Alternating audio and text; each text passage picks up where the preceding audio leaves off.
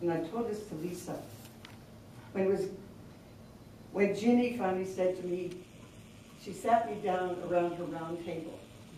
And you know, she always around the country, always in churches that had very long aisles, she would say, narrow, long aisles make narrow, long people. Just loud enough for people to hear. And then she would say out of nowhere, I think we should have the theology of the screwdriver. You know, just take those pews up and let's get together in a circle. And you could just see people going, oh my God. But I remember this one time we were sitting at the table and she said, she took my hands and she said, now I want you to hear me, Janie. She said, I can't travel with you anymore. I don't want to tell you that I can't. And I could remember almost like this scream inside of me, don't say that. Because you know when you're partnered, you just know the rhythm, you just know the way it's like, oh God, you know. And after she stopped traveling, I thought, oh my God, I'm not going to know the lines. What do I do? And we went, Lisa, to Bates College up in Maine. And I sat here, and Lisa sat there.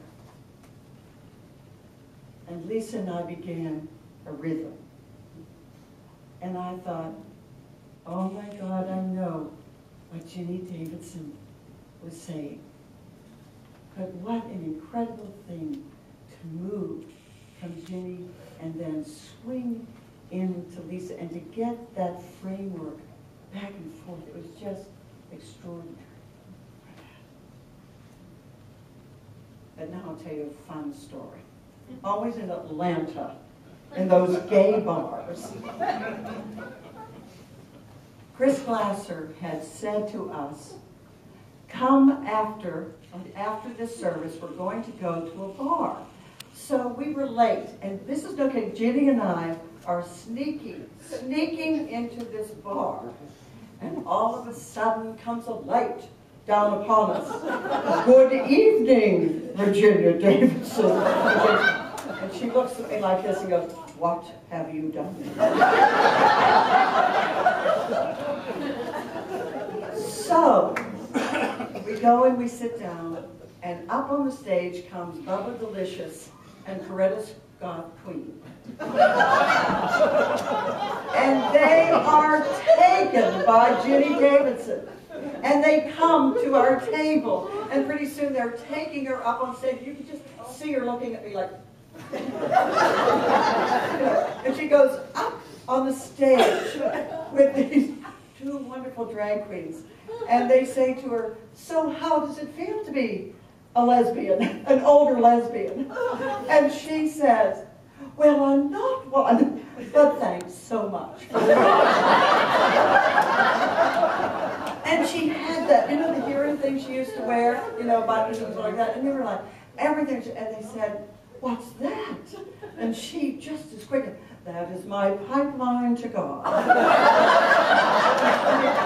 It was unbelievable. And then, you know, and all these young, and it was predominantly young men, gay men in this bar, and they, I can't even tell you how many people, how many of these young people came to her and said, I wish you were my mom.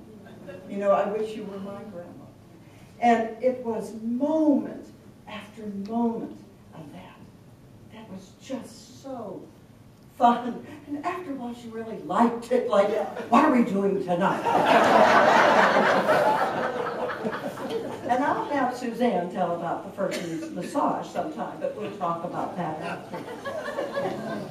The last thing is, she said to us, with that all me pretty serve, and you remember this so well, Chuck was our first co-moderate, and she looked at us and she said, remember, we have come here not to create a new institution, we have come here to change one.